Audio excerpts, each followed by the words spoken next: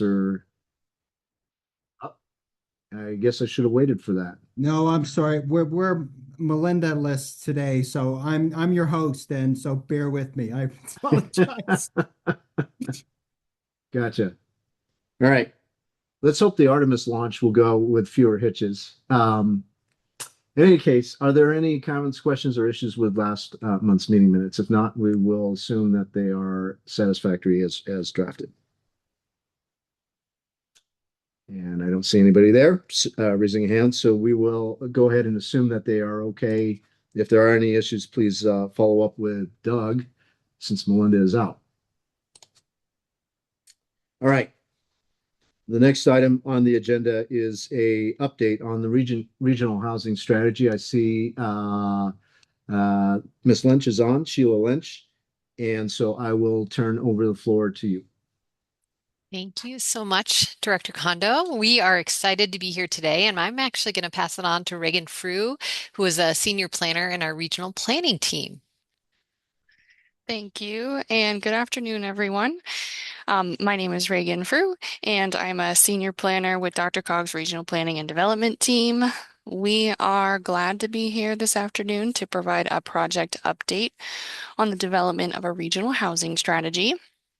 So, since our last project update during the January 7th board work session, we've conducted additional engagement with our stakeholders, including the advisory group and steering committee, and further developed the draft content of the strategy itself, as well as the final deliverable outline.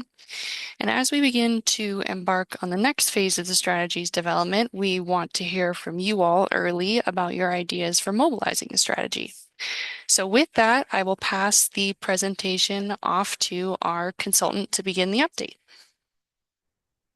Thank you, Reagan, and good afternoon, Director Kondo, members of the board. As a reintroduction, my name is Tyler Bump. I'm a partner project director at Echo Northwest. I'm happy to give our update of the regional housing strategy that we've been working in coordination with the DRCOG team and various stakeholders, including members of the board across the region as part of this work. So next slide, please, Leanne. Okay, we're going to give a quick update of some of our stakeholder engagement, what we've been hearing from a couple different stakeholder groups. First off, I'm going to talk about our advisory group meeting number 4 that we had in February, just about 6 weeks ago. Some of the high points from that meeting, just so that you all know what we're hearing from members of our advisory group. The advisory group is has members that are local planners, some elected officials, community organizations, really stakeholders around the housing continuum throughout the region.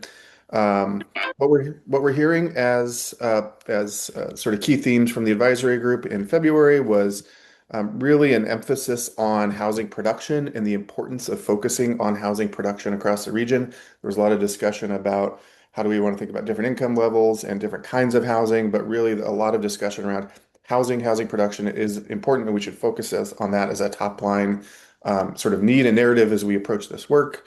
Quite a bit of discussion about infrastructure and utilities and how we need to align on where investments are needed and think about how investments in infrastructure and utilities are related to housing production and meeting housing needs across the region.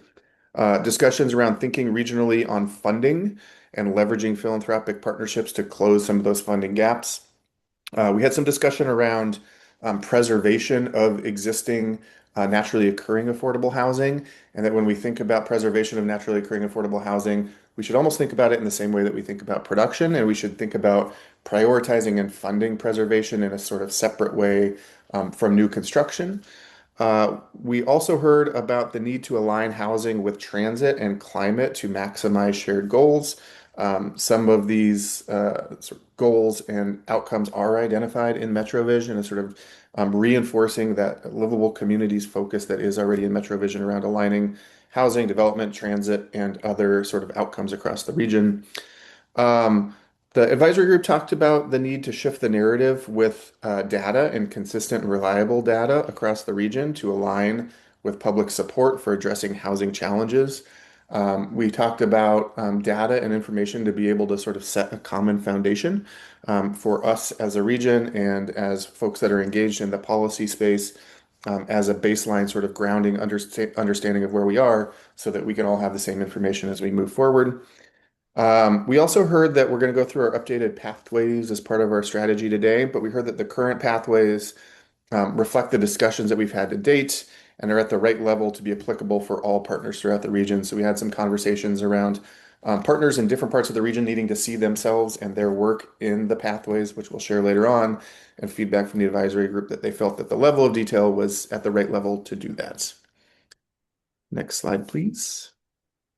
And we had a steering committee last month. Our steering committee, we do have, as I mentioned, representation from the board. We have Commissioner Levy, who's the chair of the steering committee. We also have Commissioner Mullica and Councilmember Kern that are all representatives on the steering committee.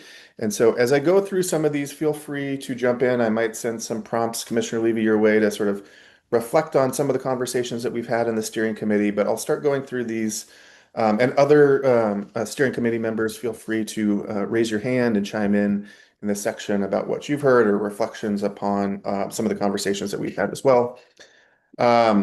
We did hear, similar to the advisory group, to sort of think high level and sort of use that housing production need across the region. We did hear a similar theme from the steering committee and had discussion to remain focused on the housing needs that are identified in the regional housing needs assessment and the power of those numbers and identified needs as being a consistent methodology and approach throughout the region. We talked about needing to stay focused on those needs, even with recent slowdowns in population growth. And there's some reasons around that, but really to stay consistent in what we're working towards as a region with the regional housing needs assessment.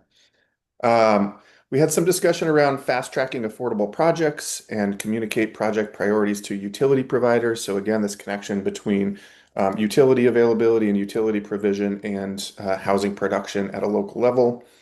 And then we also heard about there are good existing collaborations that are happening across jurisdictions, but a need to continue to move those cross-jurisdictional collaborations forward in more places in the region so that we're not competing for funding on shovel-ready projects and so that priority projects are more likely to move forward. And that's really how do you think about funding across jurisdictions? People have different objectives and goals with the amount of affordable housing that they're trying to meet at individual jurisdiction or county levels. But how can we think collaboratively across our jurisdictional boundaries to be able to have that sort of mutual or shared impact from individual projects? And related to that, rethinking boundaries for shared wins, recognizing that funding a neighboring city's project mutually benefits the wider system and benefits residents, current and future residents across our jurisdictions that we work with those boundaries as well. Before I move on to the next series of slides, I sort of want to open up with Commissioner Levy and see if you had any reflections on the sort of cross-jurisdictional conversation that we had in the steering committee meeting. Yeah, thanks, Tyler. I don't know if you could tell, but most of the time I've been on the screen, I've been trying to get my computer set up with the right camera and the right audio because my work laptop won't connect to my home internet. So my brain is not really completely dialed in yet to this conversation. But I will say, we just to step back a little bit because the full board isn't as connected to this project as those of us who are on the steering committee have been. We've also had the benefit of Aaron Mirapol with the Urban Land Conservancy of, is it George Thorne? I don't, yeah. A very, very prominent and longtime developer in Denver who has done a lot of affordable housing projects in a number of metro area jurisdictions. Occasionally when she's able, we've had Susan Daggett from the Rocky Mountain Land Use Institute, and on the collaboration and the rethink boundaries bullets here, I think what we've really talked about is how the funding, the existing structure for funding is really set up to only look at jurisdictions in and of themselves and not bring a whole regional perspective to what the housing needs are. And even with the work that's going on right now to revise the Prop 123 formula and the kinds of ways in which counties and county housing authorities can get credit, it doesn't go all the way to creating a system in which communities and even projects within communities aren't competing against one another. And so talking about and thinking about ways in which we can bring that real regional, and not region in terms of the whole DRCOG region, but a broader regional lens to the housing developments and projects that we're trying to do. So for me, those were really the richest and most valuable aspects of the conversation. And on the last bullet point about boundaries and shared wins, while it's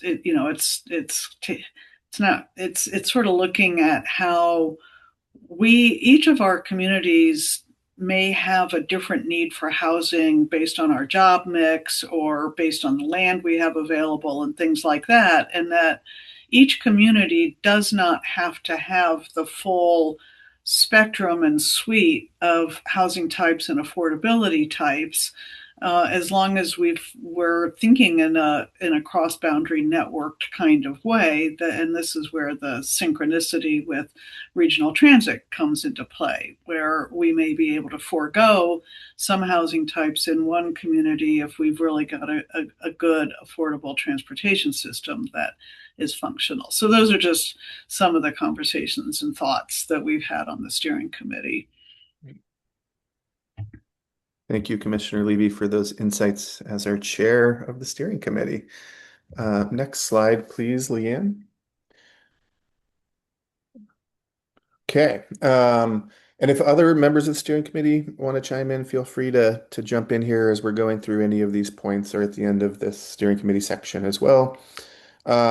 We also at the last steering committee started talking about regional agreements and what could regional agreements look like around housing in the Denver region, and sort of thought about and talked about some important aspects of what regional agreements could and would need to be approached thinking in the Denver region. They would need to be flexible, protect local control, and support capacity building in smaller communities. So we had a lot of discussion around the ability for different jurisdictions with staff capacity from size and from resources doing different things at different levels, and how do regional agreements function given the diversity of places and resources and capacity across jurisdictions in the Denver region. And we also sort of had the question of what are the criteria that region or cities across the region can all operate under? What are we trying to achieve as a region together? And how does that work within our common understanding of our ability to make decisions at a local level as well? County level and cross-jurisdictional implementation is coming up really, really consistently as an important implementation consideration. That allows for local flexibility to scale to regional impact, with higher level regional coordination and support happening kind of at a higher regional level. We've talked a lot about effective countywide, cross-jurisdictional, or cross-county sub-regional efforts that are happening, Boulder County, Jefferson County. There's a lot of folks throughout organizations and communities throughout the region that are collaborating across boundaries. So how can we help and support those collaborations that are happening today? How can we think about scaling more of those opportunities to collaborate across jurisdictions, really at this county and cross-jurisdictional level? And then thinking about coordination and alignment at a regional level, and how does that help support consensus across jurisdictions around meeting housing needs as a region? And really, a lot of feedback that we're getting. We had a lot of conversation in the steering committee about convening, and DRCOG being a really good and important convener around these key topics of housing, and how effective that is to help coordinate and talk about housing issues and alignment at a regional level. So that's a quick overview of our steering committee. I just want to sort of open it up for 1 minute if other folks from the steering committee are here, wanted to chime in on any of our discussions before no pressure, but before if we wanted to address anything before we move on. Okay, opening the floor for any comments or questions. Feel free to raise your hand, or if you're unable to raise your hand, just speak up and jump in. And I see one person having their hand up. Where is that? Uh, Councilmember Judy Kern, please. Go ahead, ma'am. I just wanted to thank Director Levy. She made some really great points and summarized it well. I wanted everyone to know, though, that a lot of the comments that we hear from you in other conversations, we're bringing to the steering committee. So hopefully your voices are being reflected in some of what you're seeing as far as a collaborative effort in trying to figure out how we work together on getting this housing needs accomplished. Thank you. All right, next up is Senator Rhonda Fields. Yes, good evening, everyone.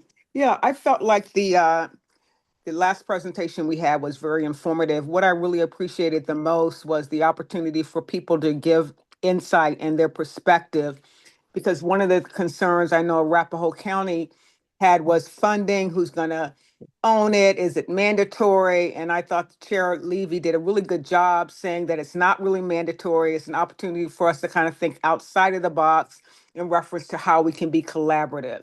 And nothing was set in stone, that we had the opportunity to kind of create a pathway moving forward that would be supportive with ever partners we were going to have. So I was able to report that back, and it kind of reduced the tension, thinking that we were going to be forcing, some of the things that were initially kind of highlighted in the presentation.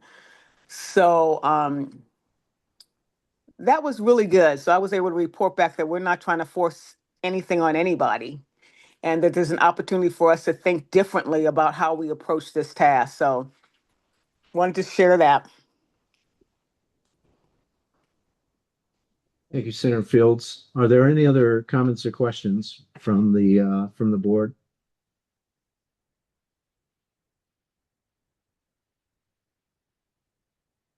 And I see none, so none being, I think we'll close this out and move on to the next topic. All right, thank you. We've got a little bit more here to talk about We do.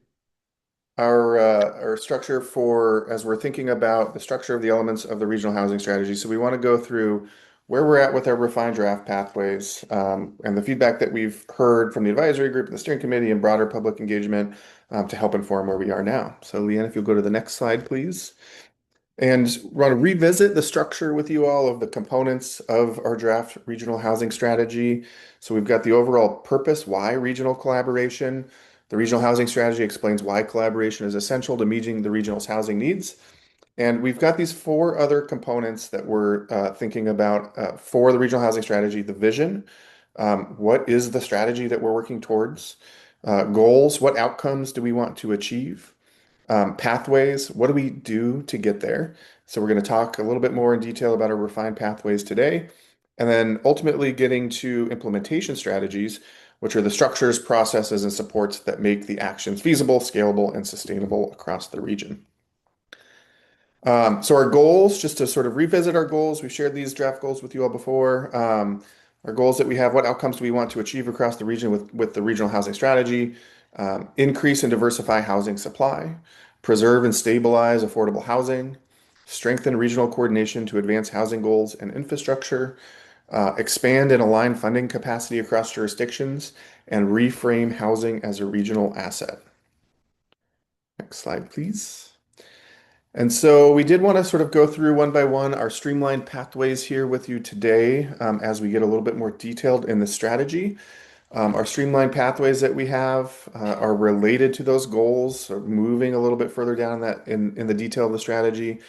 Our first pathway, make it easier and faster to build housing. What that means is improve the predictability and efficiency of housing approvals and construction, especially for affordable housing throughout the region.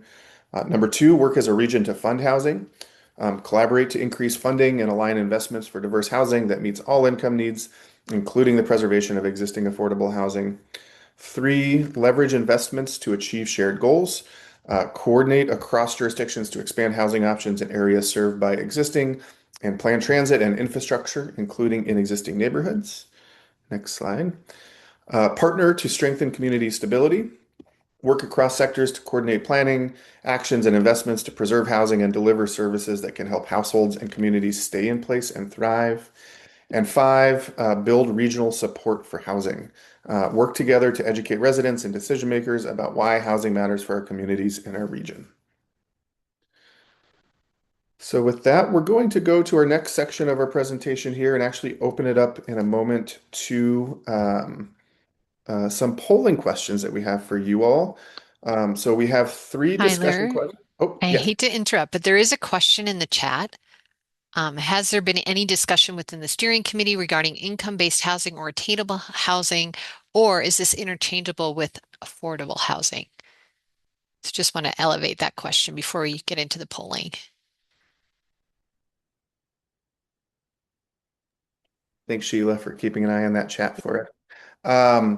Yes, so our regional housing needs assessment is the sort of the numbers that we're working towards both as a region and that we've done at sub-regional and jurisdictional levels. That housing needs assessment identifies housing needs across the entire spectrum of housing, everything from what we refer to as affordable housing, generally 0 to 60% AMI is affordable housing, as well as moderate income, middle income housing in the 60 to 120% AMI range is generally what that's considered, all the way up to market rate housing as well. So the housing that we're looking at trying to accommodate across the region and the strategies to address those housing needs are the full spectrum of housing, including all of those housing needs across the region. And may I add too, that was a great response. And I would add too that our regional housing needs assessment also called out a finding that we need to diversify the types of housing. So looking at the changing demographics in our region, seeing a trend towards smaller households and a growing base of those over 60 years old, we need to think about what kinds of housing types we need as well. Thanks, Sheila. Yeah.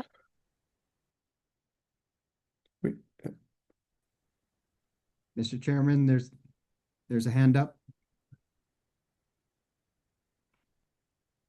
This is Robert Reichart from Littleton, and one of the places where I would like to have more knowledge is about the relationship between types of housing and being able to promote home ownership. I feel like we are very successful at that was way too wrong. We have some success at creating below market rate housing for apartments, but we're really floundering for below market rate housing for home ownership, which I believe is a pathway to more family wealth. And I really don't know what my tools are to do that, other than working with Habitat for Humanity, which is a great tool, but it feels very limited. And so I'm building off of the comment about housing diversity, and I feel like I'm floundering because I don't understand how to move forward with that. Thank you. Thank you. Yeah, that's really helpful to hear as we're moving into this more detailed strategies implementation. One of the things that we're really talking about is how do we provide the resources to folks across the region to meet those housing needs. And that's the exact kind of feedback that's really helpful for us to hear. And we are hearing quite a bit around home ownership needs that are missing within the market across the region as well. So that will continue to be integrated as we move forward with the strategies here. Okay. So we might move on to the poll. So we've got this QR code up on the screen. So if we could take a moment, if folks could do a quick video or phone check on that QR code. If you're not able to make that QR code work, there is a URL that you can pull up in your browser here with a session ID, and we've got a couple questions on there that we're going to run through as part of our engagement with you all today. So give it a couple moments. If anybody's having any issues accessing these, feel free to raise your hand, let us know, and we'll help you troubleshoot. But we'll give it a little bit. Leanne's going to keep an eye on our folks that are getting in there and answering that poll as well. And Director Levy has her hand up. Go ahead, Commissioner. Yeah, I raised my hand because I've pulled up the website for the VVOX and it says DRCOG RHS board meeting, but I don't see a poll. Is anyone else having that problem? Yes, yes. Yep, Okay. we'll move ahead to the next slide, because it'll show up in just a second.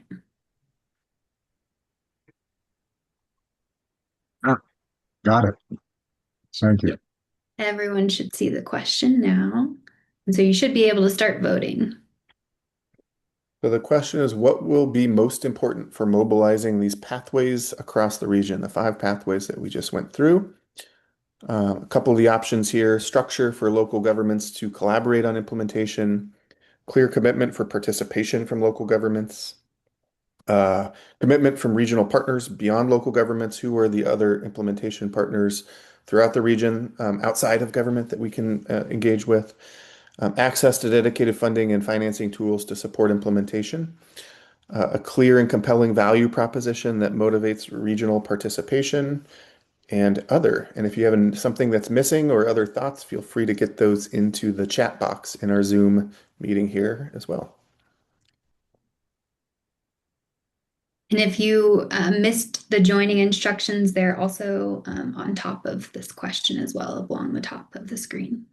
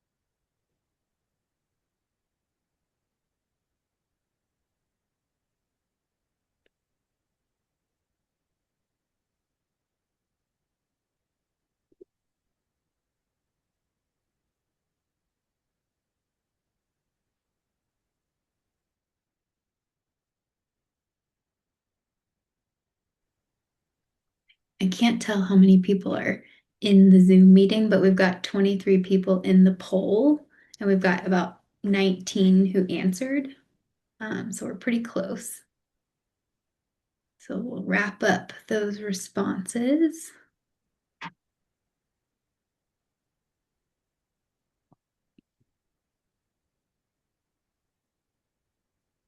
All right, final responses.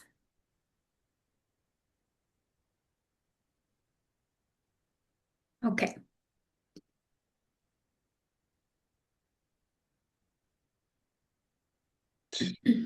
Read those, Tyler, because Yeah, I can handle the summary here. Overwhelmingly, 74% have identified access to dedicated funds and financing tools to support implementation.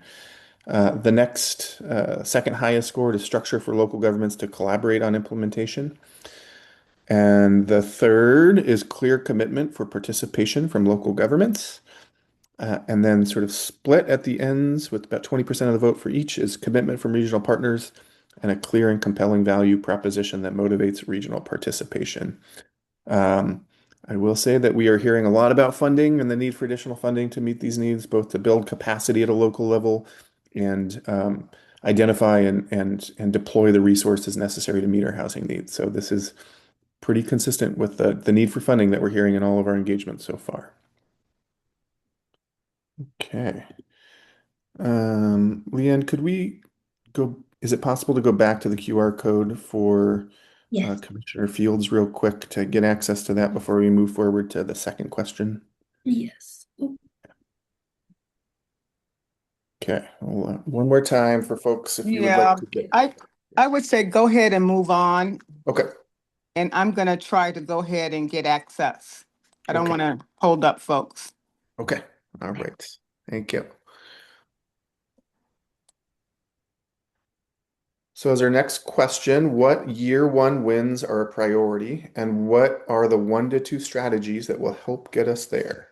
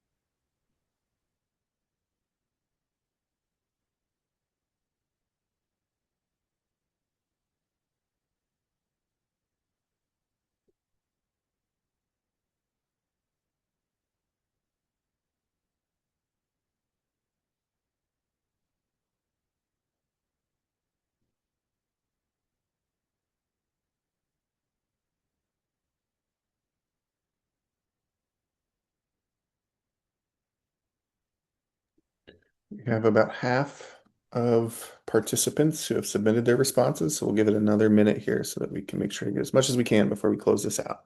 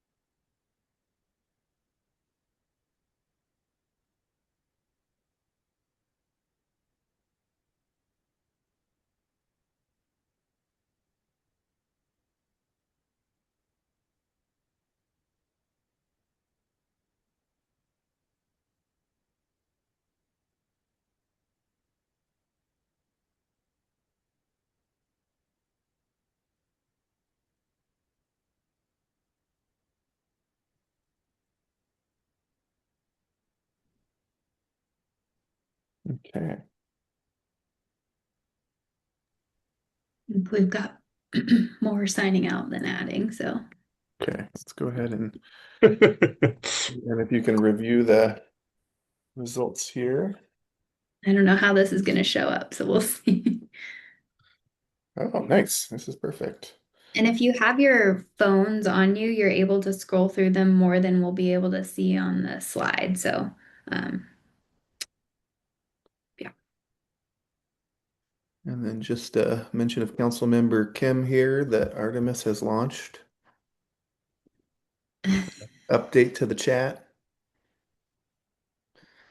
Okay, so what year one wins are a priority? A formal process for local governments to coordinate housing and infrastructure, establish regional partnerships and working partnerships, a regional convening of municipalities and counties willing to act. We are the organizations best positioned to issue such a call. A clear method for local municipalities to help each other with funding needs, especially when in different counties. Getting funding in place, getting the legislature, federal government, DOLA, or grants underway early would help. Set up local housing authorities, secure director of council. That's getting the sort of operation process pieces in place at a county level to make this happen. 100 units, affordable units built across the region as a year one priority. That's a good goal, measurable goal. As a representative from Clear Creek County, a year one win would be having funding support for affordable housing and transportation needs in their county. Funding is a strategy. I don't know enough to give an answer. I'm filling in. Great. Funding and clear structure, funding opportunities, developing the structure needed for regional or cross-jurisdictional projects, regular meetings of roundtable group to discuss what this would look like, developing achievable goals, reducing barriers to building housing, thinking beyond our own cities, talking with member governments about the idea that across cities we need every type of housing, but we don't have to duplicate efforts within each city. And it looks like there's two more, but we're not able to see them, so we'll send those out in the report out. These, I think, also reflect the first question that we had, which was funding and regional collaboration, being the two things that were the highest priorities of the pathways for you all, and are definitely reinforcing what we're hearing from our broader stakeholder groups around priorities as well. So this is super, super helpful. Thank you for your feedback today. And we're going to move into the next slide. Talk a little bit about our deliverable that we're working towards. And so we will be having a full strategy document that we're working on finalizing a draft or getting a draft out in about the May to June timeline. So that's the timeline that we're working through the final deliverable or the draft deliverable. The sections that we have so far, just to give you a sense of what will be in that strategy deliverable, about the regional housing strategy. Why are we here? What is the purpose? What are we trying to achieve? We're going to have that section on a vision and pathways for regional action, a section on implementation actions, and then a section on mobilization and governments. So if we go, or governance, as we go back to the sort of think back to the first slide on where we are in this project, as Reagan mentioned, we're moving into the implementation, mobilization, and governance phase of our work right now. Next slide, please, Leanne. So our look ahead in March, April, and May, essentially the end of the springtime here, we're continuing to have some engagement, and we always know that you all Like to know when we're going to be out talking to folks from your communities and from the jurisdictions in which you work. We're going to continue to have some one-on-one conversations with key implementers of the regional housing strategy. We've had a couple of those conversations so far. DRCOG's leading those conversations to tee up implementation of the strategy, and so we're continuing to have those conversations. We're having two workshops at the end of April or mid-April, the 21st and 22nd, with housing providers, affordable housing developers, and local governments to work through and get some early feedback and direction on the mobilization and governance. And we're having some go-to-them meetings with electeds and housing professionals, housing groups across the region, other groups across the region to meet folks where they are and talk about the regional housing strategy and implementation. As I mentioned, May through June is the full draft of the regional housing strategy. And July, we're coming back to you all for the board meeting in July. So with that, I thank you so much for your time and attention and thoughts and perspectives today, and appreciate it. And we'll be back in July to talk to you again. So Tyler, can I take this opportunity just to open the floor again if there are any other comments, questions, or parting statements or recommendations? So board members, anybody interested in or willing to make a comment, please raise your hand or just jump right on in.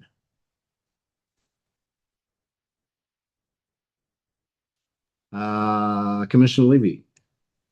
Yeah, thanks. I just wanted to encourage people. It's good to see all the responses that we got. But to really think about this over the next weeks and as this project continues to move, because it's going to depend on this board to to really dig in and activate it and embrace this idea.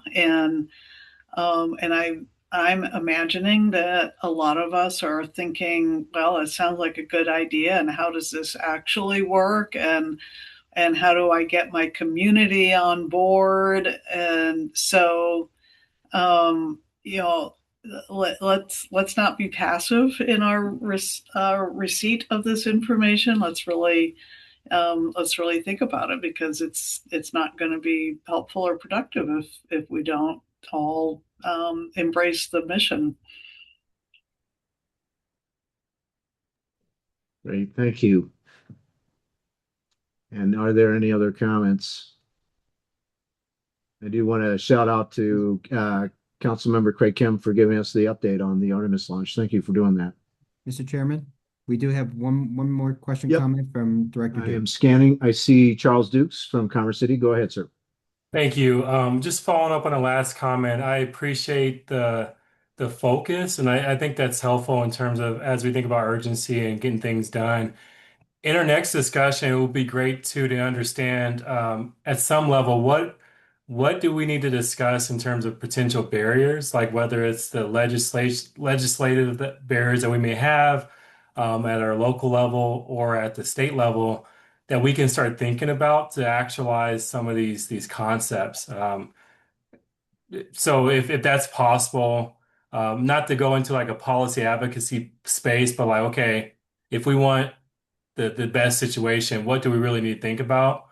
Because as we know, it just takes time to either adjust our LDCs or adjust our challenges and then clearly articulate it to our colleagues at the state level. So that's something to put out there as we think about that.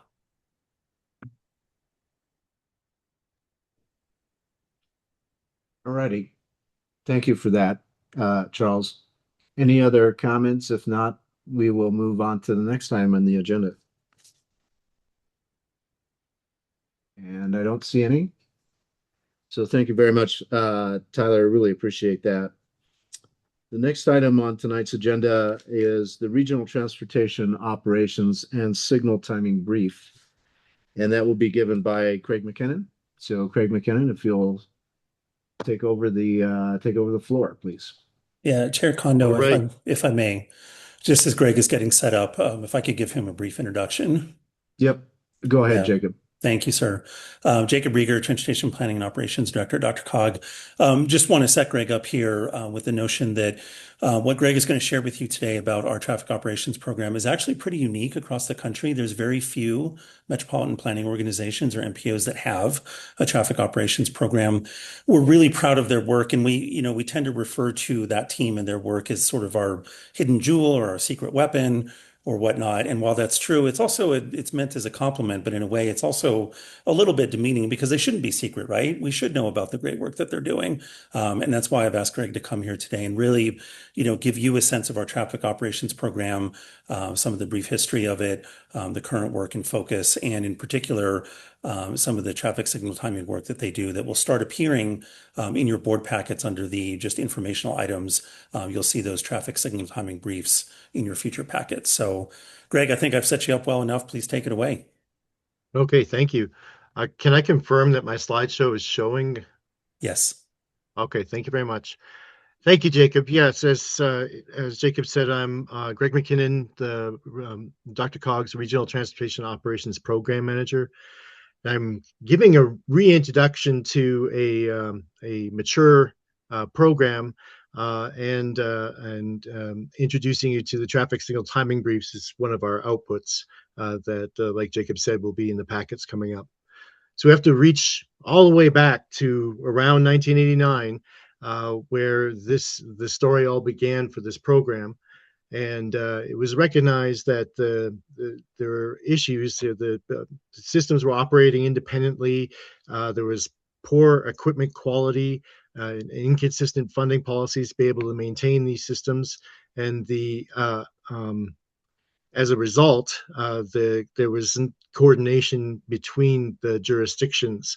And if there was coordination, it was either unreliable or of poor quality. And the result was a lot of delay and a lot of emissions. So what the impetus or the initiating act here was to use an energy block grant to demonstrate the benefits of interjurisdictional signal timing. And it was a successful demonstration.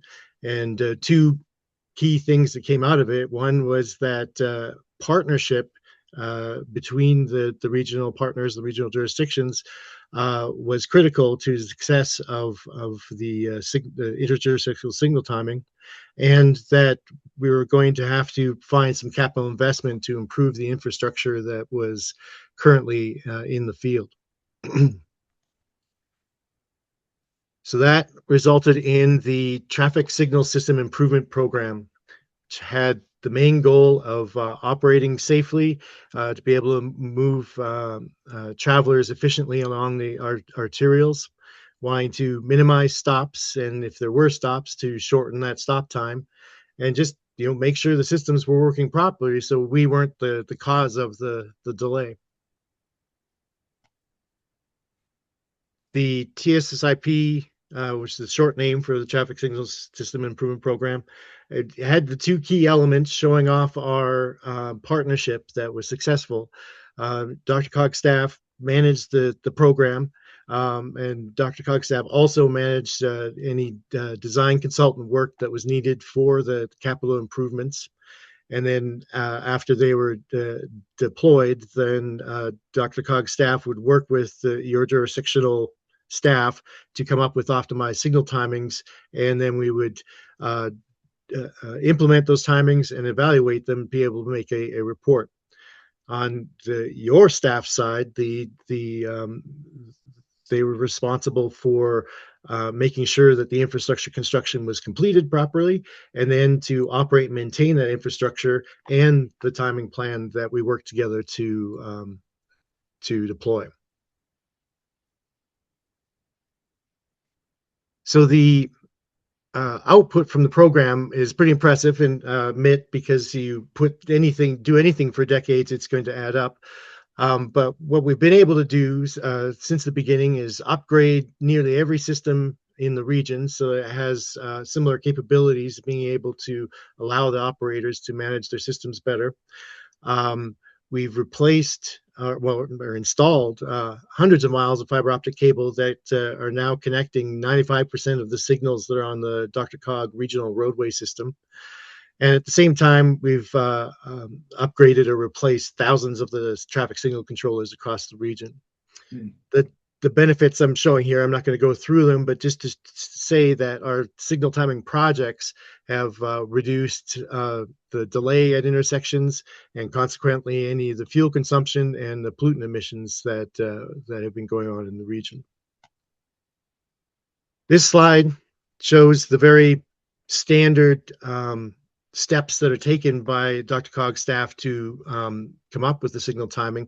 But I'll just quickly move to the next slide because I think it's visually easier to describe. So the first step is to define the cycle length along the corridor. And what we look for is a common cycle length for each of the signals going down because it's key to the progression or moving through the green band here. And the cycle length is chosen essentially to minimize the delay as much as possible for all the traffic that's going through the intersection. We do traffic counts to get a snapshot of what the traffic will be at the time.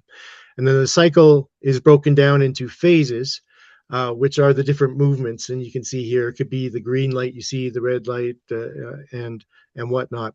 But it's all the different movements at the intersection, including the pedestrian phases and everything else. And the reason why we need the common cycle length is so that we can line up the green phase for the traffic on this roadway. And like I said, we call it the green band. And you'd see that slope is the speed limit. So the speed the vehicles are going and the distance down the block, that is translated into the offset that we provide between the signals to be able to ensure that the vehicles are arriving there and being served with minimal delay. Now, this is a very simple diagram. You got to also remember that we're looking for the same sort of thing happening the opposite direction and on the cross streets as well. So that's where it gets complicated, and I kind of say it's sometimes more of an art than a science. Then once all that has been in place and we have optimized as the best we can, then DRCOG staff goes out and manually does runs. And that's what this time-space diagram is showing. So the time is on this axis and the distance is moving down the road. The green line shows the speed limit for that corridor, and the blue lines are each individual run by the staff vehicle. So lines that are closely paralleling the green line are showing that there's little delay. The ones that bend out, they're showing that at this intersection, there was some delay for a couple of the runs, and it happened again a little bit further down and a little bit further down. But that's our staff go out and do those runs manually to be able to then make assessments on the improvements for the corridor. And here is an illustration of what you're going to see in the packets from now on. And we call it a signal timing brief, and it is just a quick description of the location, what type of roadways we're on, who owns the signals. You can see in this case here, there's 3 different jurisdictions involved in the project. And we report on the reduction in stops, reduction in delay, fuel consumption, and reduction in emissions. And like Jacob said, we're going to include those in the board packets, so you'll be able to see those in the board packet from now on. In the past, we had been sending them by U.S. Postal Service, but I think this way it'll be easier for everyone to consume.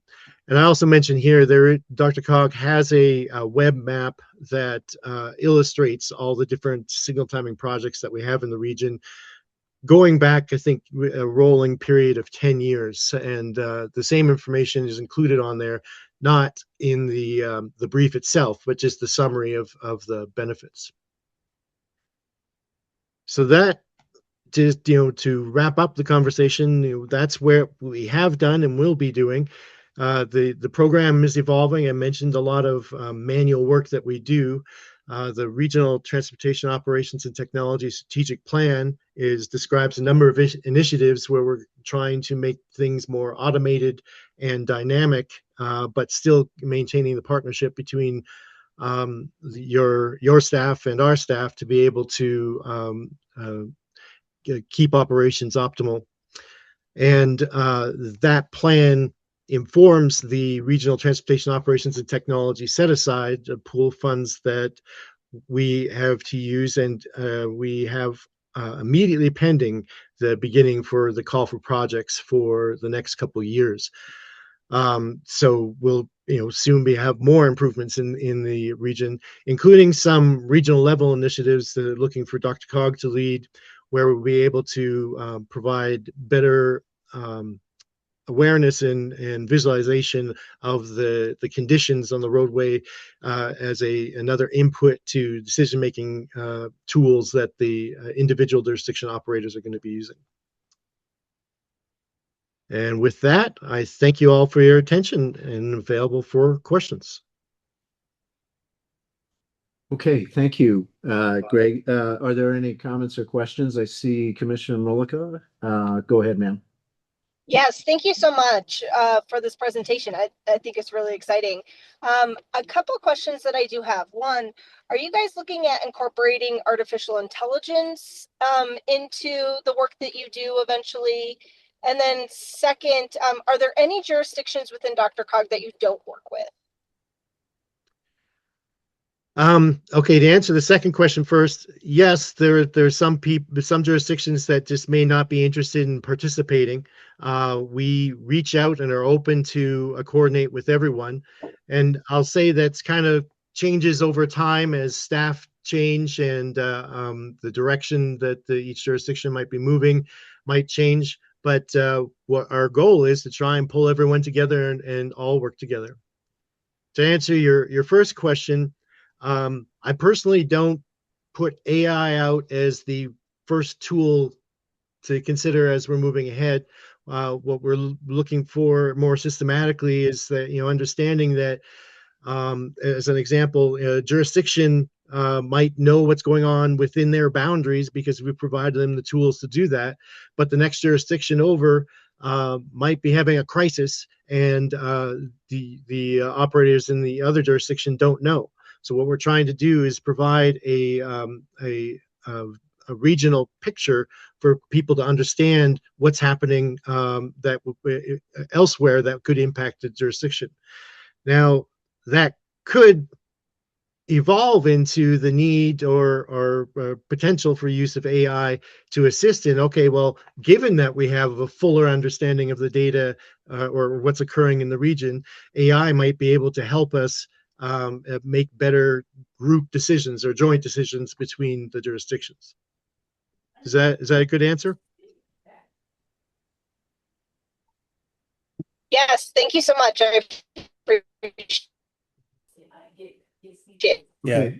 And Chair Kondo, if I could add to that just real quick, it's always dangerous when a transportation planner talks about traffic engineering, but I will try.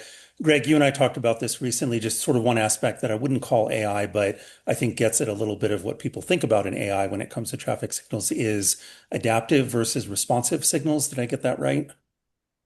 Yes, those are two types of operation. So just quickly, so that you don't have to embarrass yourself, responsive signals, they use detection along the roadway to get a sense of the traffic that is arriving at a particular intersection. And then using that data, the controller will decide which signal timing plan it might employ to meet that traffic. And so that's the difference between that one and an adaptive, where it also detects vehicles approaching the intersection, but instead of selecting a plan, it just will operate the signal to meet the demands that are occurring at that moment. Does that help? Okay. All right, next question in the queue is Councilmember Judy Kern, Louisville. Go ahead. Great. Thank you. Greg, I just wanted to say thank you so much for this. Great job. I'm really glad that you're letting us all know so that we can take this back to our respective communities and have a discussion. Also, being a director on the RAC board, Regional Air Quality, this is something, these are like the everyday changes that can make such a difference regionally in our air quality. So really appreciate the work and your explanation of how the adaptive lights answered my question of how you're incorporating or fixing the timing when there's a lot of like emergency vehicles, so like fire trucks and the like that can change the lights so that they can get through different intersections. I was curious to know if that's a factor in, and I think like the AI question that Director Malika was asking sort of played into that as well. But thank you for answering that. I appreciate it. You're welcome. Yeah, the comment about the emergency vehicles, uh, they because they're emergency vehicles, they get priority, and so there's equipment out there that will detect them arriving, and they get what we call preemption. And so, as quickly as that signal can safely change to the green phase for the emergency vehicle, that's what the system will do, and then it seeks to recover and then come back to the coordinated operations.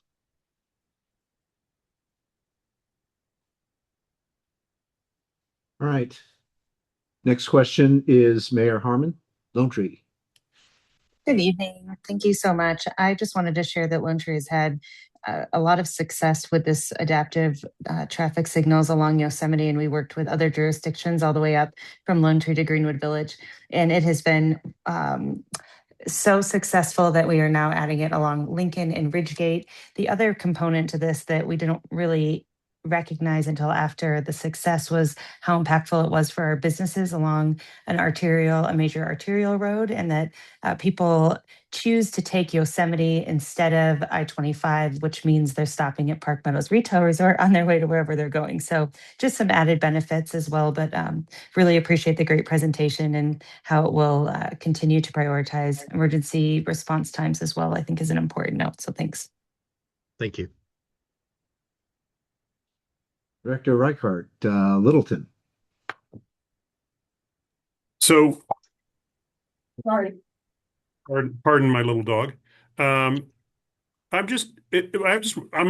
geeking about this, and I want to. It seems almost impossible to have timed lights go in opposite directions, given is that right?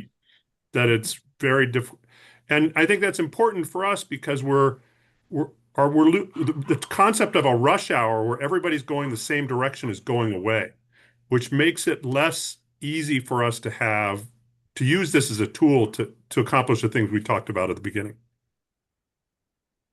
Yes. So the first part of the question, yes, I agree. It's not impossible, but it requires balance.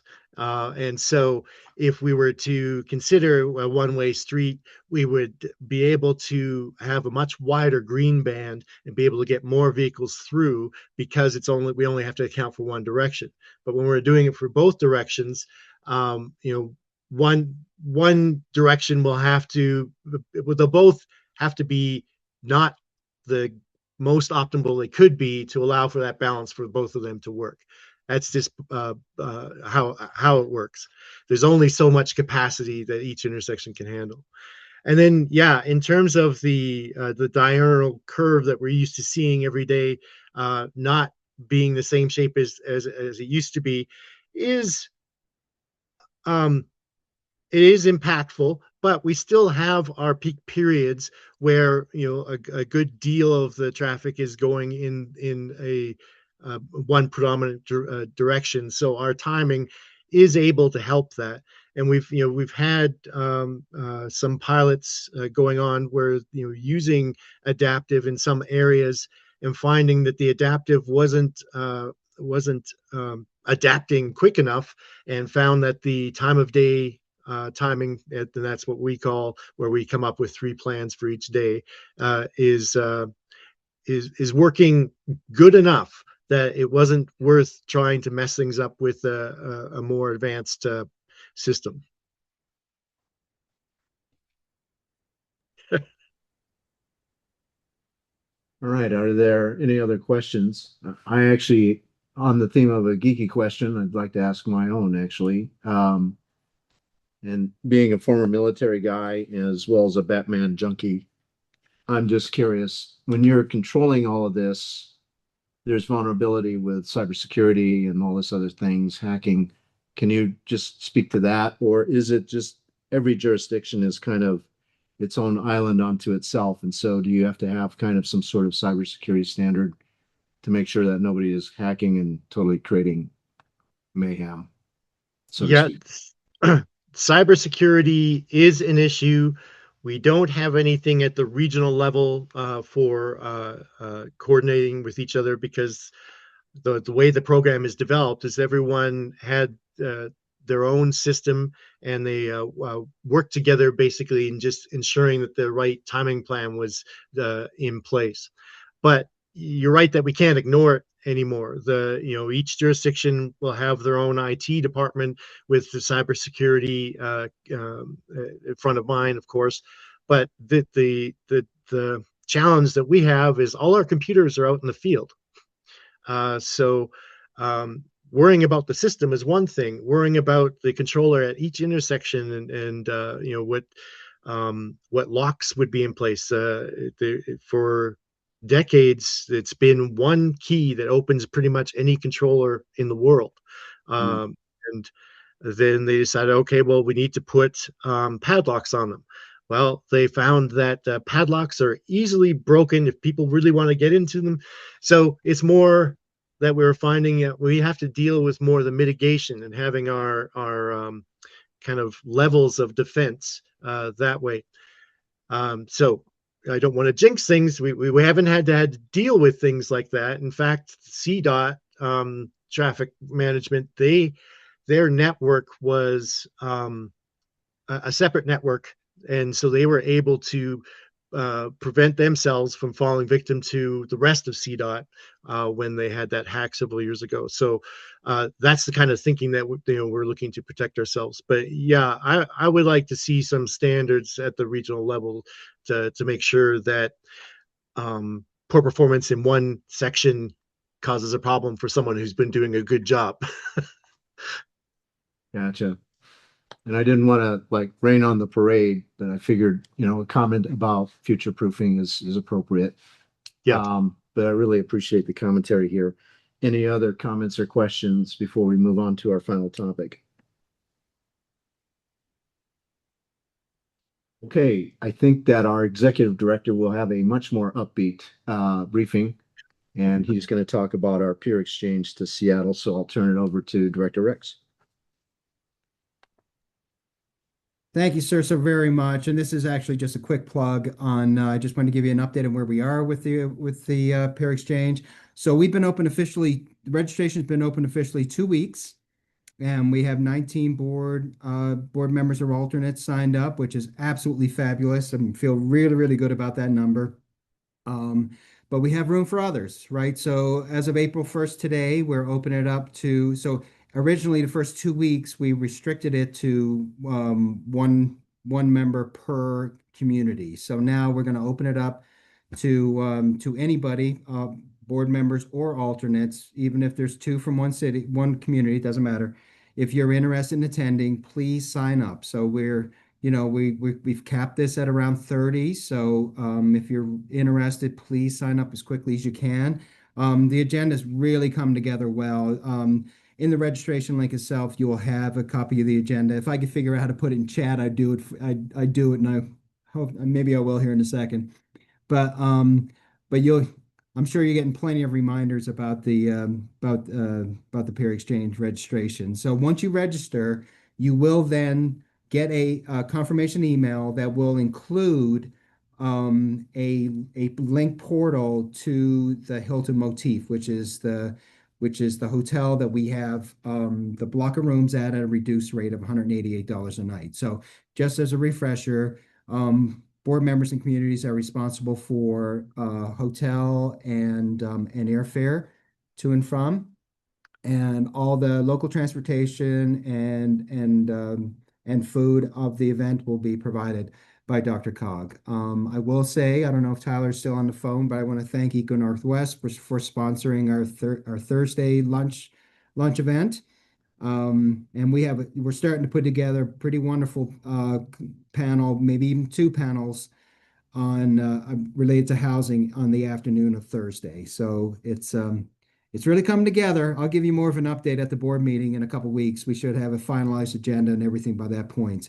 And next week we'll start sending out some information to those that have registered with regards like, mapping information, like how to get to the train station from the airport. Then when you get downtown, how do you get from and which station you get off and how you get to the hotel and hotel down to PSRC, but we'll get all that information to you. But it's all in pretty close proximity once you get downtown. But I don't know if there's any logistical questions right now that you'd like me to answer, Mr. Chairman. I'd be happy to answer. So we do have a question from Kevin Flynn. Thank you, Chair. I put it in chat, so I don't know if anybody saw yet, but I I made my reservation at the hotel, and I didn't get a confirmation of the reservation back. I'm wondering, did anyone else have that problem, or is it just me? I'll call the hotel tomorrow to check it out, but this was about a week ago, Okay. and so I know I filled it out because I put a credit card number in, Yeah. and but it's just a reservation. I want to make sure did anyone else have that issue? I'm seeing some head nods. So Kevin, I'll check on what their process is in the morning. I actually have a call with them to talk about food, so Okay.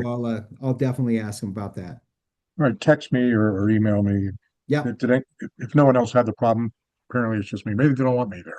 No, but I thought I saw some head nods when you were saying that. Yeah, I see Jocelyn thumbs up, so she hasn't Okay. received anything either, it sounds like. Yeah, Thanks. I received I took a screenshot of the receipt, but looking at my email, I never got a confirmation either. Director Flynn. Okay. Thank you.